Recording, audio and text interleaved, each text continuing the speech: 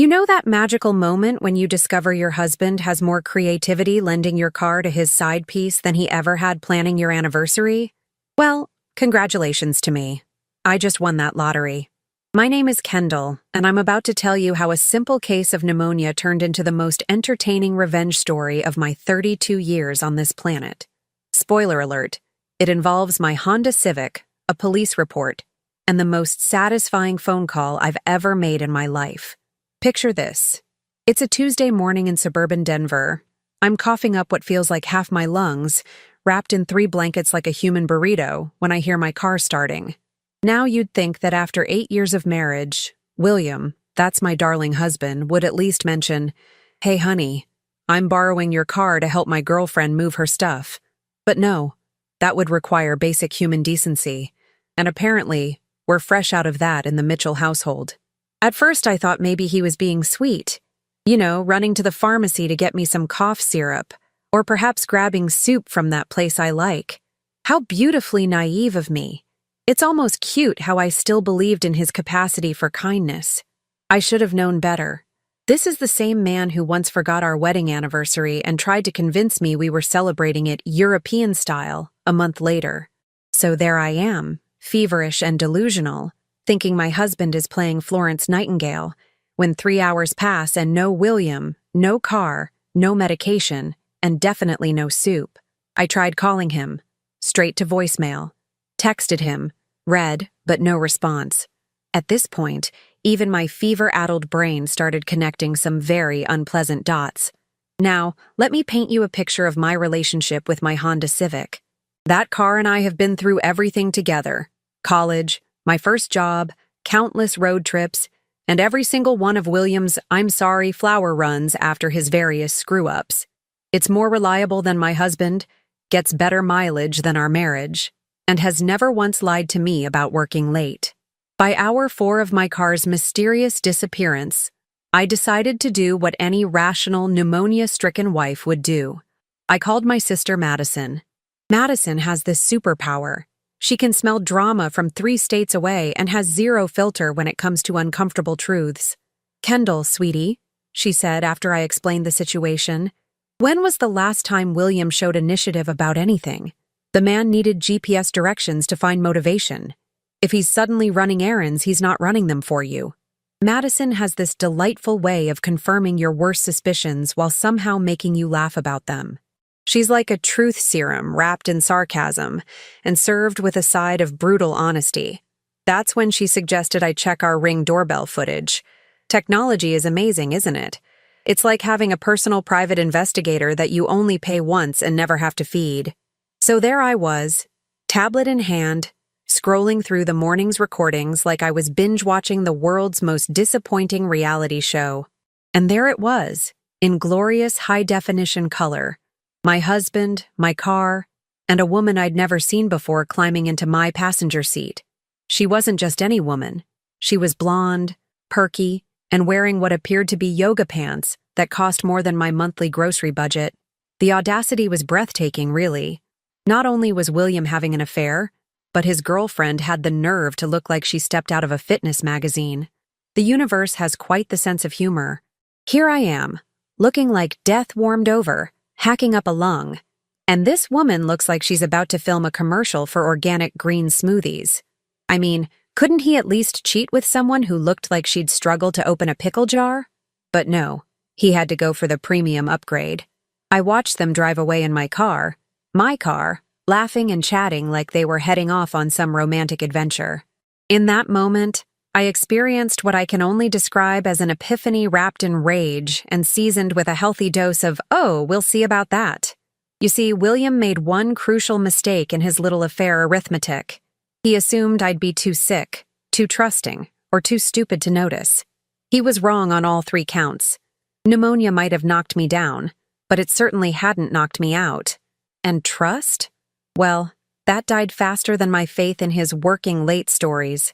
As I sat there, watching my husband parade his mistress around in my vehicle while I could barely breathe without coughing, something clicked. This wasn't just about the car. This was about respect, dignity, and the fact that I was apparently married to someone who thought I was invisible. Well, surprise! Turns out, invisible people can still dial 911. Now, let me tell you about Alexa. Yes, that's her name, like the Amazon device. Except this one responds to "Hey girlfriend" instead of voice commands. I discovered her identity through some good old-fashioned detective work, also known as checking my husband's obviously unsecured phone while he showered. William's password was our wedding date. I know, right? The poetry of it all is just too much. The man is cheating on me with access credentials that commemorate the day he promised to forsake all others. Shakespeare couldn't have written irony this thick. Alexa works at a wellness center downtown, because of course she does. She's one of those people who probably drinks celery juice and calls it a cleanse. Her Instagram, which William had been liberally liking, was a monument to organic everything and spiritual awakening. Meanwhile, I was over here awakening to the fact that my marriage was more dead than the houseplant I'd been trying to revive for 6 months. The more I scrolled through their text messages, the more my fever seemed to burn with a different kind of heat. William had been telling her I was emotionally unavailable and didn't understand his spiritual journey. Apparently, my failure to embrace his sudden interest in meditation retreats and chakra alignment was driving him straight into Alexa's yoga-toned arms. Here's the thing about spiritual people. They sure do a lot of unspiritual things while discussing their enlightenment. Reading their conversations was like watching someone explain Buddhist philosophy while shoplifting. Alexa kept talking about releasing negative energy while actively participating in breaking up a marriage. The cognitive dissonance was fascinating, really. But the real kicker came when I found their discussion about my car. William had told her he was reclaiming his masculine energy by taking charge of household decisions without consulting me. Alexa found this so empowering and suggested they manifest their authentic selves by taking a road trip to some spiritual retreat center 2 hours away, in my car, using my gas. While I was homesick, thinking my husband was being considerate for the first time in 3 years, I've always been amazed by people who can rationalize anything. These two had turned theft and adultery into a spiritual awakening. It was almost impressive, like watching someone explain how jumping off a cliff is actually a form of flying. The mental gymnastics required were Olympic level. Madison called back around noon, just as I was discovering William's poetry phase. Yes, you read that right. My husband had been writing poetry. About Alexa. About their cosmic connection, and how she was awakening his dormant soul. The same man who once asked me if intensive purposes was one word or two was suddenly channeling Lord Byron.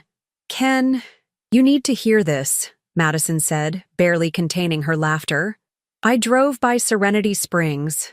That's the wellness center where Little Miss Namaste works. Your car is in their parking lot. They're probably in there right now, discussing how to align their chakras or whatever. The wellness center. Of course. Because nothing says, 'I'm having an affair,' quite like doing it somewhere that sells crystals and aromatherapy candles. I imagined them in there, probably sitting in lotus position, discussing how their love transcended traditional marriage concepts, while my Honda Civic sat outside like an unwitting accomplice to enlightenment. That's when the real plan started forming. See, William and Alexa made one fundamental error in their spiritual calculations. They assumed I was the kind of person who would suffer in silence, maybe cry into my herbal tea, and eventually accept my role as the negative energy they were releasing from their lives. They were about to learn that pneumonia doesn't make you weak. It gives you a lot of time to think. And I'd been thinking very clearly about the legal definition of motor vehicle theft. Here's something most people don't know. In Colorado, taking someone's car without permission, even if you're married to them, can be considered unauthorized use of a motor vehicle. It's a beautiful little law that doesn't care about your spiritual journey or your cosmic connections. It only cares about consent and ownership. I owned that car. I did not consent to its use for affair purposes. The math was wonderfully simple. But I'm getting ahead of myself. First, I needed to confirm what I suspected. So I did what any reasonable woman would do. I called an Uber to take me to the wellness center. Yes, I was sick. Yes, I probably should have stayed in bed. But sometimes life hands you an opportunity for justice, and you don't ignore it just because you have a slight case of pneumonia. The Uber driver, bless his heart, looked concerned when I got in wearing pajamas and a winter coat, coughing like a seal with asthma. "You sure you should be out, ma'am?" he asked. I told him I was on a spiritual journey of my own, a quest for truth and automotive justice. He seemed to understand that. Arriving at Serenity Springs Wellness Center was like entering a parallel universe where everyone whispers and everything costs 3 times what it should. The receptionist, a woman named Crystal, because of course it was, looked at me like I was bringing negative energy into their sacred space. Which, to be fair, I absolutely was. "Can I help you find your inner peace today?" she asked, eyeing my pajama coat ensemble with barely concealed horror.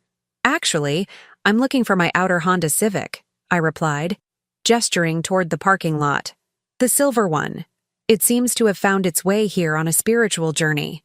Crystal's expression shifted from cosmic welcoming to earthly confusion. Through the floor-to-ceiling windows, I could see my car sitting there like it owned the place. Next to it was a white Tesla, because naturally, Alexa drove something that probably cost more than my annual salary. I asked Crystal if she could point me toward the meditation room where my husband William was exploring his authentic self with his spiritual guide Alexa. The way Crystal's face went pale told me everything I needed to know. Apparently, William and Alexa's cosmic connection was well known around the wellness center. "Oh," Crystal said, suddenly very interested in her crystal's display. "They're in the couples chakra alignment session." Couples chakra alignment. Using my car to get there, while I was home with pneumonia. The beautiful irony wasn't lost on me. They were working on their energy alignment while creating the most negative energy possible in my life. It was like watching someone try to clean their house by dumping garbage in their neighbor's yard. I thanked Crystal and walked back outside, where I sat on a bench and made the most satisfying phone call of my adult life. "Denver Police Department, what's your emergency?" "Hi, yes, I'd like to report a stolen vehicle." Now, here's where things get legally delicious. The officer who took my call was thoroughly professional, but I could hear the intrigue in her voice as I explained the situation. A married woman reporting her own car stolen while her husband was inside a wellness center with another woman. Even cops appreciate a good plot twist.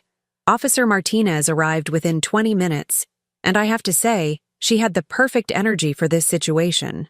Part law enforcement, part entertainment. She listened to my story with the kind of attention usually reserved for really good gossip, taking notes and occasionally raising an eyebrow. "So your husband took your car without permission to bring another woman to their, what did you call it?" "Couples chakra alignment," I repeated, and I swear I saw her bite back a smile.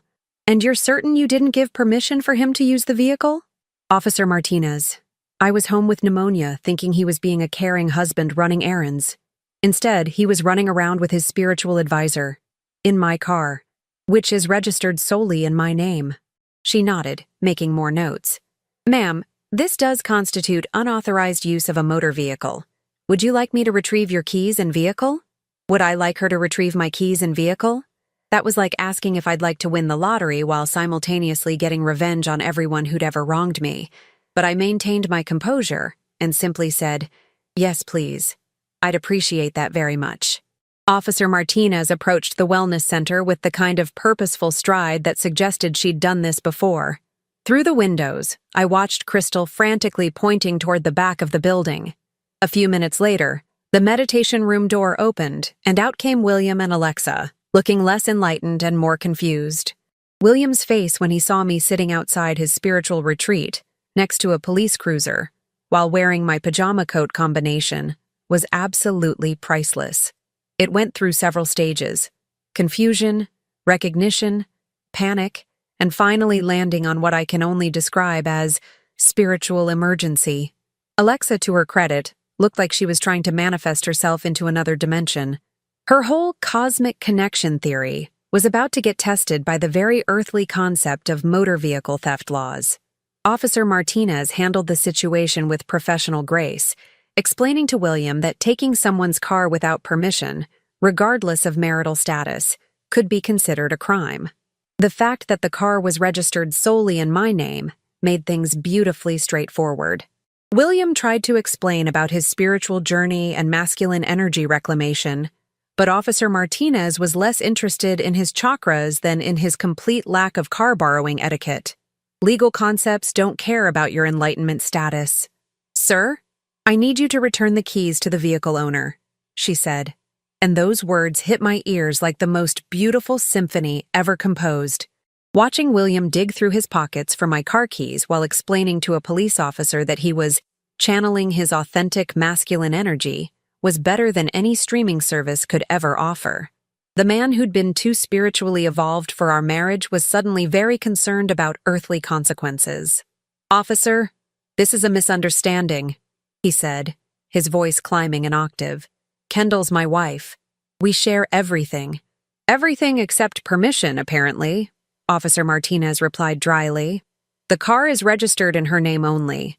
She didn't consent to its use. That makes this pretty straightforward." Alexa stood behind William like she was trying to hide behind a toothpick. For someone who spent her days teaching people about positive energy and authentic living, she looked remarkably uncomfortable with the authentic consequences of her choices. Her spiritual enlightenment seemed to evaporate in the face of potential legal problems. "This is creating such negative energy," Alexa whispered, apparently unaware that stealing someone's car while they're sick might also generate some negative vibes. I couldn't help myself. "Don't worry, Alexa. I'm sure the universe is just realigning itself." Officer Martinez handed me my keys, and the weight of them in my palm felt like justice served with a side of cosmic retribution. "Ma'am, would you like to press charges?" Now that was the question of the day. William's eyes went wide, probably calculating how unauthorized use of a motor vehicle would look on his LinkedIn profile. Alexa looked like she was trying to astral project herself back to whatever dimension she came from. "You know what, Officer Martinez? I think the universe has delivered its message loud and clear. I'll just take my car and go home." But here's where the story gets even better. As I was about to leave, Crystal from the reception desk came running out, looking frazzled. "Excuse me," she called to Officer Martinez, "but I think you should know. They haven't paid for their session yet."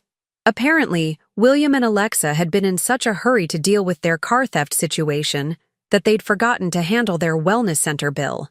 $150 for couples chakra alignment, using my car to get there, while I was homesick. The cosmic irony was absolutely delicious. They came to align their chakras and ended up with a police report and an unpaid bill. Meanwhile, I was about to drive home in my rightfully retrieved vehicle, leaving them to figure out how to get back to their respective homes without my Honda Civic. Officer Martinez looked at me. "Ma'am, they're asking if they can call someone for a ride." "Of course they can," I said sweetly. "The wellness center probably has a phone. I'm sure the universe will provide." As I got into my car, I rolled down the window one last time. "William, I'll have my attorney contact you about the divorce papers. And Alexa, you might want to realign your chakras. They seem a little off." The drive home was magnificent. My Honda Civic purred like it was happy to be back with its rightful owner. I cranked up the radio, rolled down the windows despite my pneumonia, and felt more alive than I had in months. There's something profoundly therapeutic about reclaiming what's yours, especially when it comes with a side of poetic justice. But the best part was yet to come. Because while I was driving home, basking in my victory, my phone started buzzing with text messages. William was discovering that Alexa's spiritual enlightenment didn't extend to splitting Uber fees. Apparently, the universe was teaching them both about the earthly concept of consequences. "William, Kendall, we need to talk. This is insane." Me, "You're absolutely right. Taking someone's car without permission is insane. Good thing I fixed that." William, "I can't believe you called the police on me." Me, "I can't believe you stole my car for a date." But here we are, both learning new things about each other.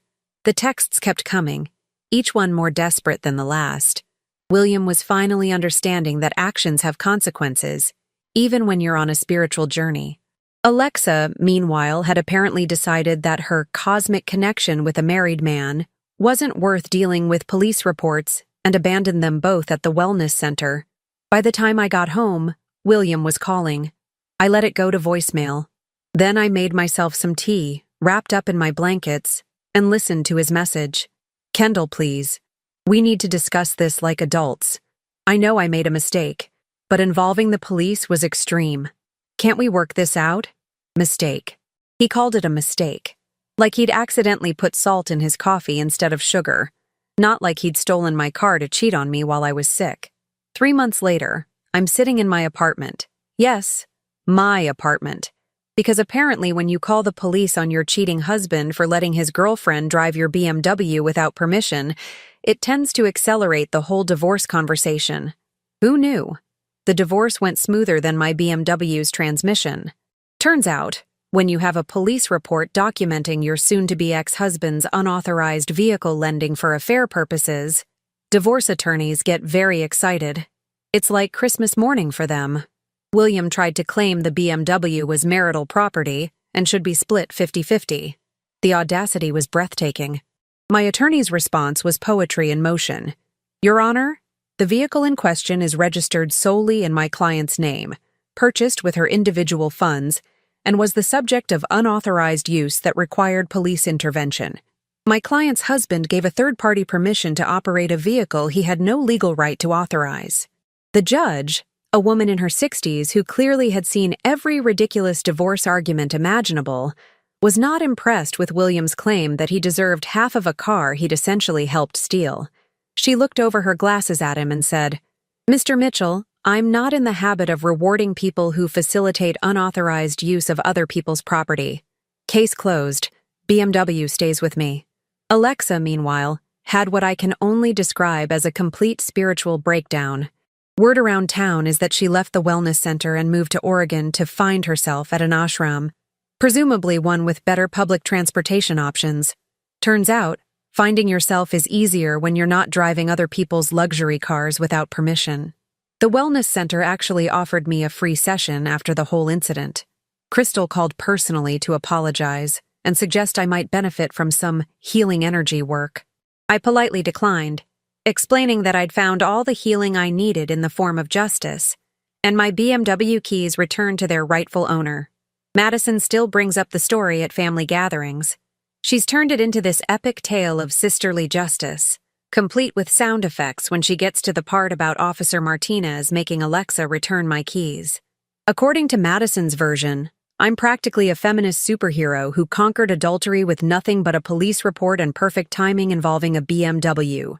My BMW is doing great, thanks for asking. We've been on several road trips since the incident, just the two of us, no unauthorized drivers. It's amazing how much more enjoyable luxury cars are when they're not being operated by people who steal them for spiritual purposes. I did hear through the neighborhood grapevine that William had to take 3 buses to get home from the wellness center that day. Apparently, Alexa's spiritual enlightenment didn't include sharing her Tesla with stranded affair partners who facilitate vehicle theft. There's probably a lesson about karma in there somewhere, but I'm too busy enjoying my life to dig too deep into cosmic philosophy. These days, I work from home, recovered completely from both pneumonia and marriage, and I've discovered that my sense of humor got significantly sharper after being betrayed. It's like emotional trauma gave my sarcasm superpowers. I should write a self-help book, How Betrayal Made Me Funnier, a guide to finding your voice after someone else drives your BMW without permission. I've also learned that sometimes the universe has a twisted sense of humor, but excellent timing. If I hadn't been sick that Monday, if I hadn't been home to see them leave, if I hadn't been bored enough to check the Ring doorbell footage, none of this beautiful chaos would have happened. My attorney sent me a card last week that said, "Thanks for the easiest divorce case of my career." Inside, she'd written, "Police reports involving luxury vehicles make everything so much simpler." I'm thinking of framing it next to my BMW registration, both symbols of things that are mine and mine alone. The funny thing about betrayal is that it reveals people's true character, including your own. I discovered I'm the kind of person who calls the police when someone drives my BMW without permission, regardless of our relationship status or their spiritual journey. William discovered he's the kind of person who facilitates vehicle theft for enlightenment purposes. Alexa discovered she's the kind of person who abandons ship when unauthorized BMW usage gets legally complicated. We all learned something valuable that day. I still drive past Serenity Springs sometimes, just for the smile it gives me. They have a new sign out front. All visitors must provide proof of vehicle ownership and authorization. I like to think I contributed to that policy improvement through my educational police report. In the end, I realized that trust isn't just about fidelity. It's also about not letting strangers drive your BMW while you're sick. And sometimes, the best revenge isn't getting even. It's getting your keys back and driving away from people who never deserved to be in your driver's seat anyway. The universe works in mysterious ways, but apparently it has excellent taste in justice and luxury vehicle ownership rights.